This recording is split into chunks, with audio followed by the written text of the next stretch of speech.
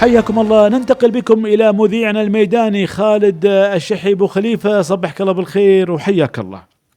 صبحك الله بالنور والسرور يا ابو مايد. اول شيء نصبح لك ونصبح لمتابعين اثير اذاعه راس الخيمه، ونصبح للشباب خلف الكواليس، نصبح لاخونا احمد الجابر، يا هلا ونصبح يا هلا. للشباب خليل وراشد وشمس عبد الرحمن، ونقول لكم يا صباح الورد والهنا والسعاده ان شاء الله يا ابو مايد. امس اتمشى في منار مول طبعا.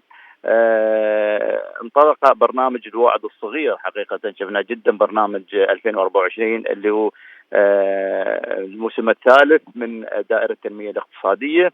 وهذه المبادرة جدا جميلة. يعني شوف، هذه أنا أسميها مبادرة طويلة الأمد.